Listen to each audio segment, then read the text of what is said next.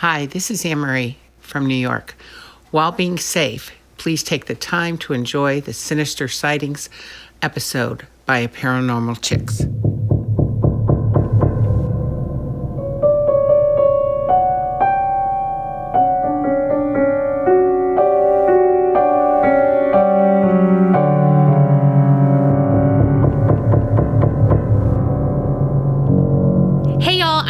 And I'm Carrie. And we are Paranormal Chicks. Sinister Sightings 56. And you just heard Anne-Marie.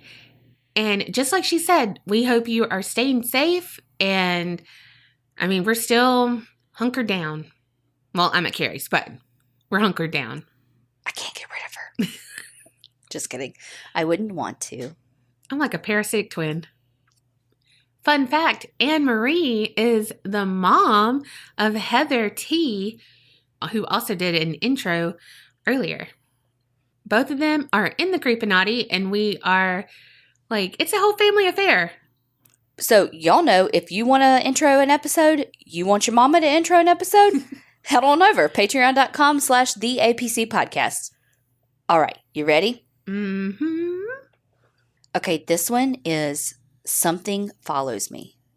I already don't like it. But love it. Oh, but also want to see the movie, everything. Hey girls, first off, wanted to say love the show, and both of y'all make me laugh and remind me so much of me and my sister. We're from the South and have always loved scary movies, stories, murder, crime, you name it. 5 stars across the board for y'all funny ladies. Thank you. Thank you. So, long story short, my family and I will both tell you something dark has always followed me. It started when I was 13, and my parents finally had enough money to build our home. I grew up in a Christian home, went to church, prayed, you name it, but I started being bullied in school and just struggling with life. That's when it began. Oh, gosh. It started small. I would wake up and feel a presence in the room, and I knew it was something evil, something watching me. I would pray out loud, and the feeling would go away. My sister one day said she was home alone and heard our alarm chime go off and something talking. She figured my dad was home, so she walked out of her room and no one was home. The alarm was still set. She immediately got a bad feeling and left.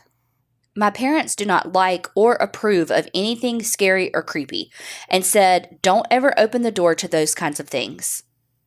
My dad finally admitted years later, when he would be alone, he would see something dark and small move room to room out of the corner of his eye.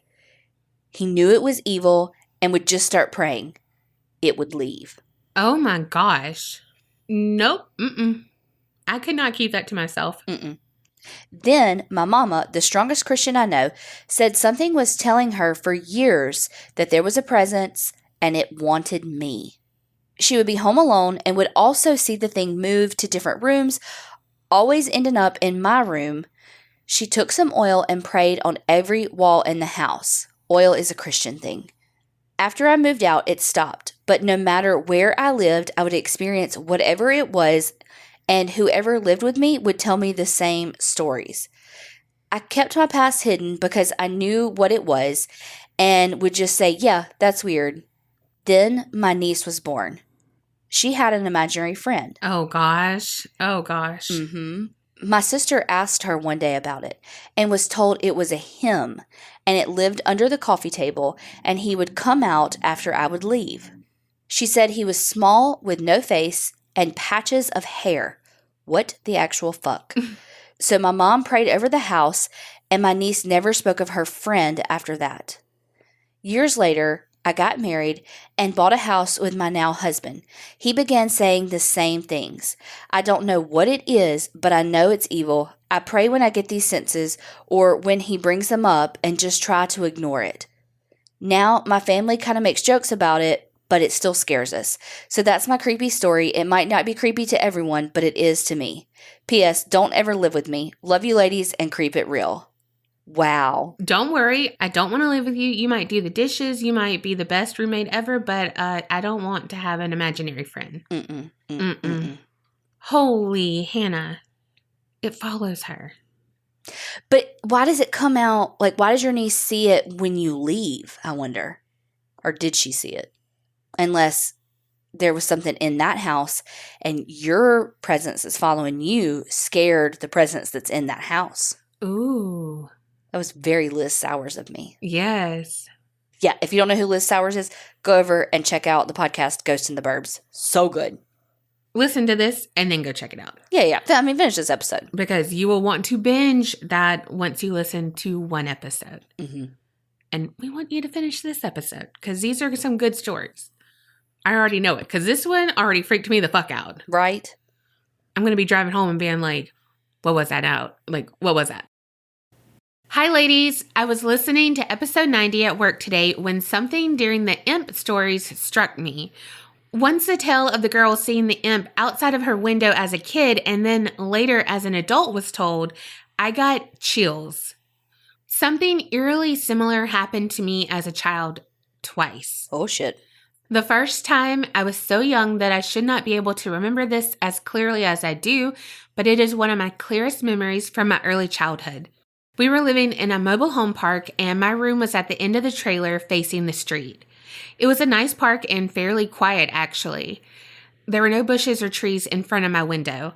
My bed was next to the window, pressed up against it. One night, I heard a scratchy noise at my window. I remember peeking out of the blinds to see two round, glowing eyes staring back at me. But I can't remember any other features but the eyes. No stray animals would have been able to reach the height of the window, and what human has giant glowing eyes? I remember being terrified and running to the living room, curling up under a blanket on the couch, and eventually falling back asleep. I told my mom about it the next day, and my parents went to look at the outside of my window. Sure enough, something had left scratch marks on it. My bed was moved to the other side of the room, and my parents never let me sleep with my bed near a window again. The second time, I was a little older, probably around 8 or 9. We were living on land with my grandparents in a large double-wide mobile home. My bedroom faced the road again, but there was a lot of land between it and the road. Once again, no bushes or trees were outside of my window. My bed was in the middle of my room because, as I mentioned, my parents never let me sleep near windows anymore. Once again, during the night, I heard something outside of my window. I guess that I hadn't learned my lesson because I looked out of the blinds again. The two round glowing eyes were staring back at me. I fell backwards, crawled into my bed, and hid under the covers. Since then, I try not to look outside of windows at night. Though now at 24, I'm a little more brave. Still, in the back of my mind, I'm always afraid that I'll see those eyes. Holy crap. I don't want to see those eyes. Mm-mm. Well, one, I don't look outside because I'm scared of black-eyed kids. I honestly am so scared. That and the people from The Strangers, like how they would stand out in the front with the mask and they would just stand there. Mm-hmm. Oh, I just know I'm going to see someone out in the distance. I will not do it. And it's so scary when you have any like patches of woods around you. Mm-hmm. But when you hear scratching, like you have to go look. Mm-hmm. Well, you're like, is it like a fucking mouse or something? You know what I mean? Like, is it something disturbing, but because it's gross, not because it's, you know what I mean? Like, is it something you need to shoo away? Or is it like if you have animals? Well, my dad had like an outside cat. Yeah. You know what I mean? Like, is something wrong? You know what I mean? So. You got a raccoon. You got to, you know, like you never fucking know. So you kind of, I mean, whatever. I'd want to look, but then I'd be like, oh shit, eyes. I know. Okay, this one is The Cabaret Murder of 1974. And guess what?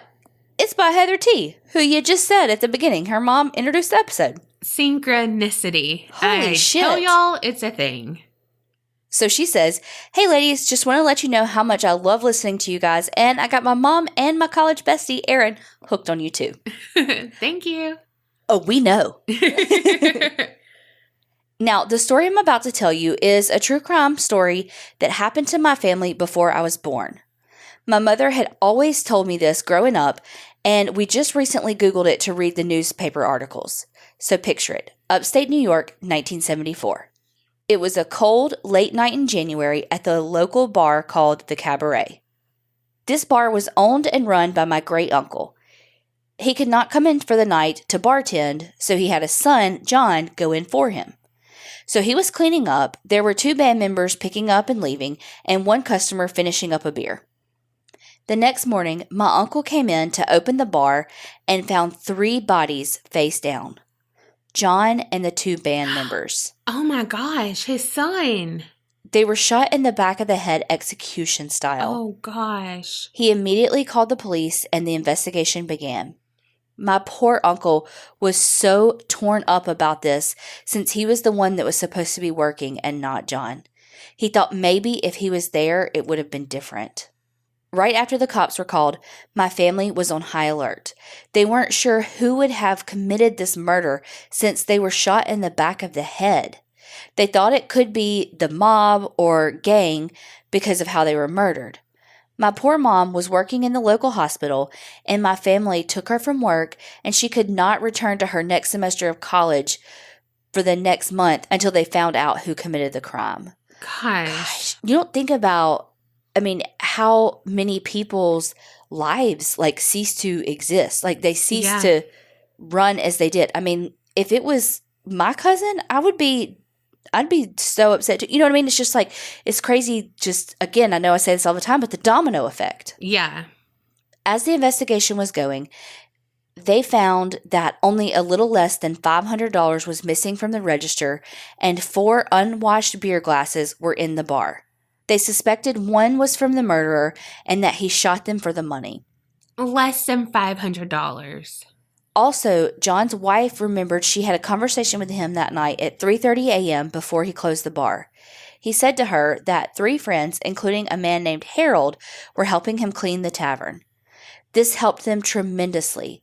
3 weeks later, they arrested a man named Harold Edward Gormley on his way home from work as a nurse. He was apprehended by more than 30 state police. He was then charged with the 3 murders. While in jail waiting for trial, it was learned that he was wanted in connection to another murder in early January. This was of an 18-year-old woman in another state, Pennsylvania. He was convicted to 3 consecutive 25 years to life sentences for the murders in the bar. He was then sent to Pennsylvania to go on trial for the other murder. He is convicted of first-degree murder and received life in prison for that. Since he was convicted of the murders in New York first, he started his sentence there. The sad part of the story is that he served some of the years and went up for parole. Can you believe that? Parole after 4 murders. Luckily, my whole family would write letters to the court every time he went up for parole. Their endeavors were successful and his parole was denied. Harold eventually died in prison. I've included a picture of the man arrested with the investigator in the email. It legit looks like it's from one of those old cop movies. Sorry for the long story, but I thought Carrie would love a true crime story. Thanks for listening. Heather T., New York. That was not long at all, Heather. That was amazing. That was wild and so sad for your family. And also, all I can think about is the cabaret, old chum. You know what I mean? Wow. That, for real, thank you so much for sharing. That has to be so hard. And I don't know. God, your poor mama. Poor everybody. Your poor uncle. Oh, my God. I cannot even imagine. I can't either. Ugh. Well, I hope time has healed wounds as best as it could. Yeah. Let us know if he kept the bar, if that's still going, or, what happened. I love that kind of stuff. Yeah. Well, because you don't, in all these true crime stories, you know what happened. You don't know the aftermath, the ramifications, all the things. All right. I see your true crime, and I raise you a sleep paralysis demon, ? Oh, shit. Hey, beautiful ladies. I suck at telling stories, plus this is really short, so I apologize for that. Picture it. I'm 28 years old, and at this time, I had just moved out of my parents' house for the first time ever. I moved in with 2 of my closest friends. I didn't have problems sleeping in their house until I stayed up late one night and started hearing people running up and down the stairs when everyone else was asleep. I spoke to my friends, and they stated that other people have said the same thing. I started experiencing sleep paralysis after that. One night, I had fallen asleep on my side, half on your stomach, half not. I woke up to what felt like my body being slammed all the way down on my stomach. As soon as I recognize that I'm having sleep paralysis, I hear what sounds like over 1,000 people whispering into my right ear. I started praying in my head until I could finally speak, so I said, "I rebuke you in Jesus' name." I heard what sounded like a deep growl that turned into a laugh. I have since moved back in with my parents because fuck that shit. I do have more sleep paralysis stories and kind of a true crime story that happened to me when I was in 4th grade, which I will tell in a different email. Thank you, ladies, and remember, you are both fucking treats. Keep it real, ladies. Lizzie S.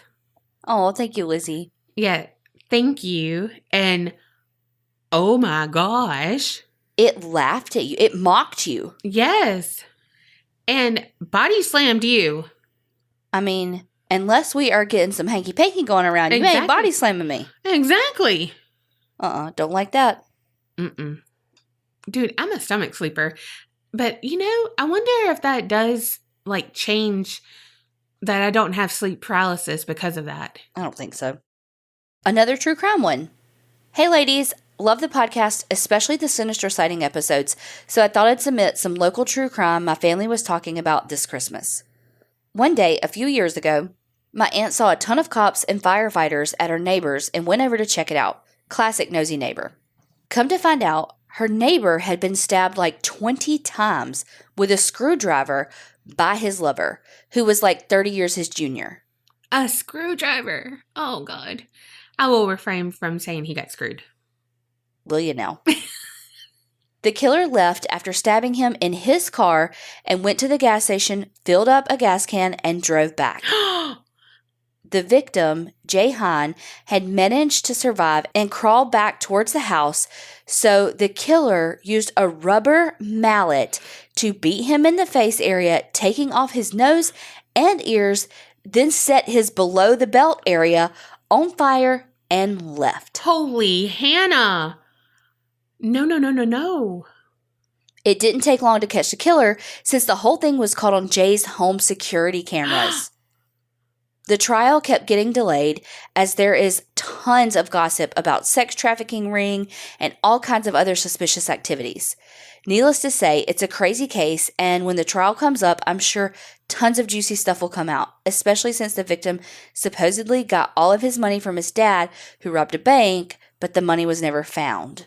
If you'd like to look up more information, this happened in Danville, Illinois a few years back. Again, love the podcast. You two are some of the funniest ladies I know. Keep on creeping on. Wow. Holy. I mean, it was bad enough with over 20 stabbings with a screwdriver. I was going to say, with a screwdriver. And then a rubber mallet. And then he got set fire. He survived the stabbing. And fire. This next one is my mother-in-law saying goodbye. Hey ladies, I've been listening to your podcast for a couple of weeks now, and I'm a delivery driver, so I got lots of time to listen. Love Sinister Sightings, and boy, do I have a lot to share, but I'll just do one for now. P.S. This is a little long, so bear with me. My kid's father and I moved back to Idaho to be with my mother-in-law, who was dying of breast cancer. Also, let me just say that the lady was a saint and the best mother-in-law a girl could ask for. So anyways, while she was on hospice, she was staying with her parents because she needed a lot of caring for at that time, and I think she didn't want my oldest to see her on all the machines. They were thick as thieves, and he absolutely adored her. One day, about 2 weeks before her passing, side note, I've always been a little more sensitive to the paranormal. Anyhow, I was laying the kids down for a nap. At the time, I only had the two. My middle one, we will call him Turtle because that's the nickname we gave him after the ultrasound tech pointed at his Peter and said, "It's a boy, you see his little turtle." All I can think about is that thing goes, turtle, turtle. I know, I thought it too. And I was like, is that an inside joke or is that actually from something? No, it's a movie. So I didn't say it because I wasn't sure. Yeah, okay. He was still breastfeeding at the time, so I was feeding him, and my oldest son was watching cartoons on low, wrapped up in his blanket. Oh my God, this is way longer than I thought. So sorry. Girl, please. The house was new. They had just built it a year before, so it was settling, but what I heard was not that. It was an open floor plan, wood and tile floors, so very hollow, especially when no one else was home. You can hear everything. So we were all laying down, and all of a sudden, I hear and feel the garage door open. And the only person who would come in the house that way was my brother-in-law. We'll call him Jay. He was a kid and always lost his house keys. Oh, also forgot to mention that we live in the middle of nowhere. So I hear the garage open, and so did my oldest. He said, "Mommy, I think my uncle's home." I said, "Okay, just wait, let him get in and relax before you bombard him." Anyways, we were laying there and I heard footsteps walking into the kitchen, opening up the cupboards and the refrigerator, totally something Jay would do.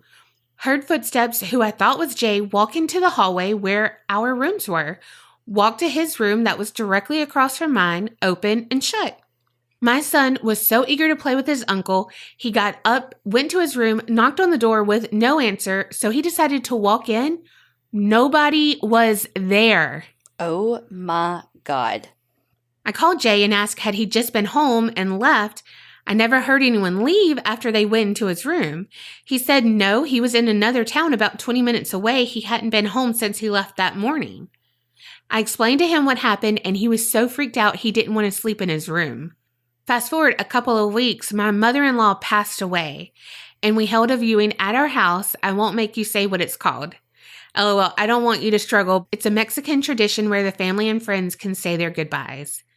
FYI, her casket was directly outside my bedroom door.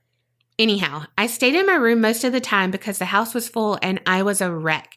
I mean, I couldn't stop crying every time I stepped foot out of my room. I absolutely loved that lady. So I was in my room feeding Turtle, had my lights out, the TV was on just for background noise and light. For whatever reason, I felt the need to look up. There was a shadow person at the foot of my bed in front of my TV. I was positive it was just my grieving mind playing tricks on me until the kid's father, who we will call Asshat, came in and explained to me that his aunt brought a lady who came to her with a message from my mother-in-law telling her she needed to come to our house and relay what she had told her. She apparently told her, of course, that she loved us and was watching all of us say our goodbyes, etc., but that she was going to come to everyone close to her individually and say her goodbyes. We would either feel her, see her, smell her, or something of the sort, but to watch for the signs because it would be within the last few days before we laid her to rest. I was so freaked. I told Asshat what had just happened to me not 5 minutes before he walked into the room. She came to tell us goodbye. I've had more experiences, way more, but I'll leave you with that. Sorry again, it was a long one. I'll send you in more stories another time because ladies, they are good. Creep it real, bitches. Love always from your new fangirl, Tatiana. Oh my God.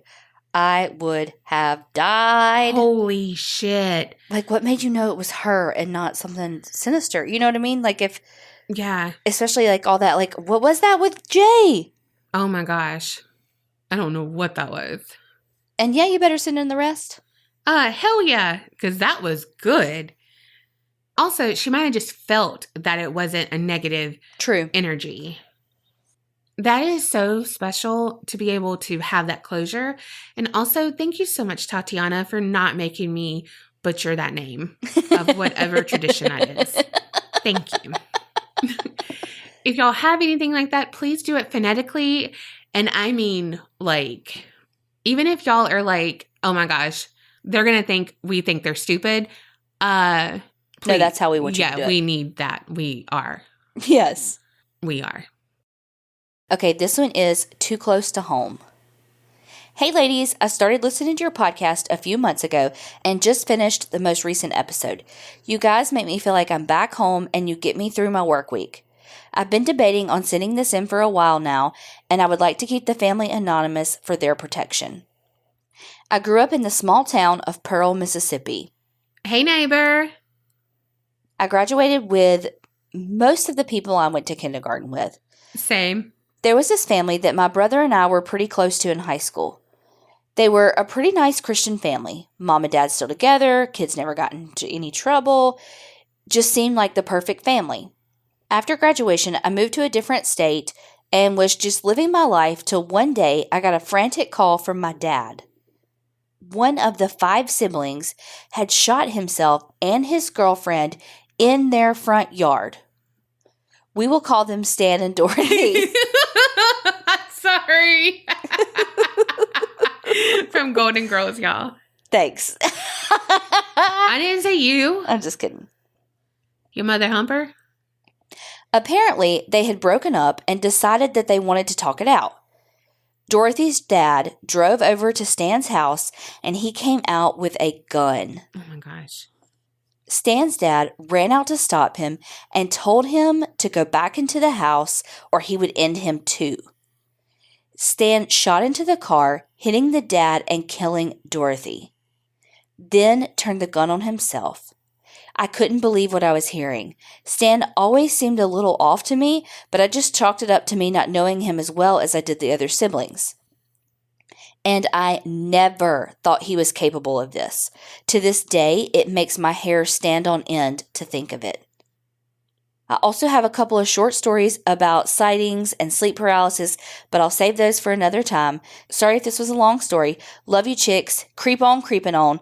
Love, H. Oh my gosh. I know we laughed when she said the names. It was only because of the names. But holy shit. Can you imagine seeing that No. in your, like outside your window? Nope. Sure can't. Oh my gosh. I feel like that with just stuff we've experienced with people we've graduated with. Mm-hmm. And it's just like, holy shit. Or just like when people die that we've graduated with. Well, because you think, holy shit, they're my age. Yeah. You're not young and invincible anymore. Right? You're old and have purse, work, and home ibuprofen. Yes. Okay, this one is called Sinister Sightings, Poltergeist, and Past Lives. Hey, please keep me anonymous. Before I get started, I just want you 2 lovely ladies to know how much I love y'all's podcast. You never fail to make me smile, and I especially love Sinister Sightings. It always makes me feel like I'm just shooting the shit, making s'mores around the campfire, and listening to people tell creepy stories. Yes, I know. I love them too. Me too. All right, so Poltergeist. Okay, so not to be a downer so early in my email, but I grew up in an abusive household. My dad was a manipulative sociopath who made my life miserable, and as early as I can remember, our house always felt oppressive. As a young child, 6 to 10 years old, we lived in a small ranch house in a tiny cul-de-sac with a normal creepy basement. Nothing odd happened other than constantly feeling like I was being watched, and I would feel compelled to talk to myself out loud and felt like someone was listening. That all changed when we moved to a large, newly built house in the middle of nowhere. Picture the Amityville house, but in the middle of the deep woods, and beyond that, nothing but cornfields. My little baby goth self loved it during the day. At night, the oppressive feeling that always surrounded our household was present but cranked up to 11. I would constantly see shadow people out of the corner of my eye, and the feeling of being watched was a constant distraction. My bedroom was above my parents' room, and I had my own bathroom. I usually played the radio when I showered, bringing my boombox from the bedroom into the bathroom to feel less creeped out by being naked and feeling invisible eyes looking at me. A few times I forgot to do this ritual, and while I was in the shower, my boombox would turn on full blast and scare me with loud, pulsing white noise. I would stumble from the shower, wiping soap from my eyes, and unplug the damn thing. When I was around 14, things got weirder. Not as easy to write off as electrical issues and my imagination. The increased activities also seemed to go hand in hand with the abuse I suffered. The worse it got, the more active the house was. I remember vividly being in bed, reading a trashy romance novel before sleeping, and my father stomping up the stairs to my room and pounding on the door. Without letting me respond, he would slam the door open and start yelling at me, telling me to shut up and stop making so much noise. This happened at least once a month for a year. At first, I wrote it off as him being a total dick, making things up just for an excuse to yell at me until my mom brought it up one day. Apparently, they would be in their room directly under mine and hear loud noises, dragging and pounding and talking voices. She said it sounded like at least 3 people moving heavy furniture and murmuring to each other. And all the while, I'm upstairs where they are hearing this and I notice nothing. No noises and certainly not voices. Another notable thing that I remember from this time is creepy knocking on my door in the middle of the night. To give you a better visual, the front door of our house opened up to a small entrance room with a vaulted ceiling and a winding staircase that led to the second floor with a wooden banister. Not too Richie Rich looking, more like redneck chic. I mean, across from my room was a room my dad dedicated to his extensive NASCAR collection. Anyway, my room was upstairs and immediately to the left. You could touch my closed door and still be climbing the stairs. At least 3 times I can remember, I would be startled by 3 soft knocks on the bottom of my closed door, maybe a foot from the floor. For some reason, a dark dread would take over my body and I would be frozen, sitting on my bed and staring wide-eyed at my door, hardly daring to breathe. I would get this clear vision in my head that somebody had crawled up the stairs on hands and knees and reached up to knock on my door. Something was telling me that no matter what, do not open that door. My dad would never knock that soft, if he ever bothered to knock before barging in, and both my parents denied doing this. Wow. There were other things that happened in the house that were much more easily dismissed, such as things disappearing and reappearing suddenly, cabinets and drawers opening overnight, sounds and smells coming from inside my bedroom walls that I hope were just squirrels, but I can't really overstate that dark, heavy atmosphere that suffused the house. What makes me think it was poltergeist activity was the fact that it all stopped when I turned 18 and moved out. According to my mom, nothing weird happened after that and nothing followed me to my new apartment. Past lives. I have had 2 dreams that I consider visions about my past lives. They both happened when I was in high school and only once, but I can remember every detail as if it was yesterday and not 25 years ago. My first past life dream was comforting and laid back. I was an older woman around 70 years old with a horrible fake blonde dye job, and I was having a yard sale. I remember moving through my things on the lawn, running my fingers over my belongings and feeling content. In the second dream, I was a Viking warrior and I was given a vision of a fierce battle. It was cold, ice, and snow on the ground, but the air was clear, giving me a perfect view of the horizon and the approaching enemy army. I was charging with 40 of my men, an axe in my hands and a dagger at my belt. I was big, tall, and muscular, and I felt that particular battle was important to me in that life. I woke up in a cold sweat, breathing fast, and even now when I think about that vision, I have a visceral reaction. Damn. My gut clenches and my heart beats faster and I feel so uneasy. Thank you so much. Whew. Wow. I love past life stories. Me too. When kids say weird shit about past lives, people who have done that past life regression stuff, tell me all the things. Yeah. Wow. And I totally think that was a poltergeist. Oh, absolutely. Because you're right. And that's how most of my stories go. It's tied to emotional turmoil. Yeah, I was going to say, it was feeding off the energy. Mm-hmm. And I'm so sorry you had to go through that. And I'm so glad that you are a fucking warrior. You're you might not be a Viking warrior, but you're a fucking warrior. You're damn right about that. Y'all all are. Y'all brave some fucking shit. Yeah, you do. In these stories. Y'all are fucking amazing and strong and powerful and brave and know the things to say in the moments where I would never know what to say. Same. Thank y'all for sharing with us and sharing with all the creepsters and everything. And like so many people have said, they've listened and something clicks for them and they remember something. And so then they write in. Absolutely. So y'all keep them coming. I know sometimes y'all feel like they're long or short. It doesn't matter. We love them all. Just keep sending them in. aparanormalchicks@gmail.com. Thank y'all so much for listening. Continue to stay safe. Continue to wash your hands. Continue to shelter in place / stay at home / quarantine / social distance, all the things. Yes. And remember, Creep it real and don't get scared.